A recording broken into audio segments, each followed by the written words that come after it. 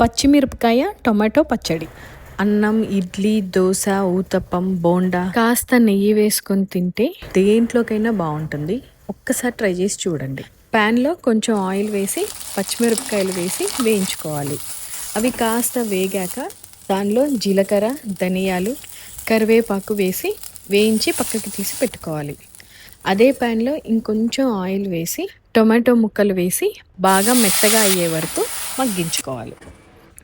ఇప్పుడు దీన్ని చింతకాయ తొక్కు అంటాము. పచ్చి చింతకాయ, ఉప్పు, పసుపు వేసి దంచి నిల్వ పెట్టుకుంటాము.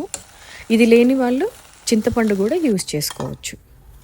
ఇప్పుడు రోట్లో మనం వేయించుకున్న పచ్చిమిరపకాయలు వేసి దంచుకోవాలి. ఆ తర్వాత వేయించిన టమాటోలు, ఉప్పు వేసి కచ్చా పచ్చాగా దంచుకోవాలి. ఇప్పుడు కొన్ని వెల్లుల్లిపాయలు వేసి దంచి లాస్ట్లో మన స్టార్ ఇంగ్రీడియంట్ అయిన ఉల్లిపాయను వేసి దంచుకోవాలి. అంతే, పచ్చిమిరపకాయలు టొమాటో పచ్చడి రెడీ అయిపోయింది. వేడి వేడి అన్నంలో పచ్చడి, నెయ్యి వేసి కలుపుకొని తింటుంటే టేస్ట్ వేరే లెవెల్లో ఉంటుంది. అన్నం మొత్తం పచ్చడితోనే తినేస్తాం, అంత బాగుంటుంది. ఒక్కసారి ట్రై చేసి చూడండి.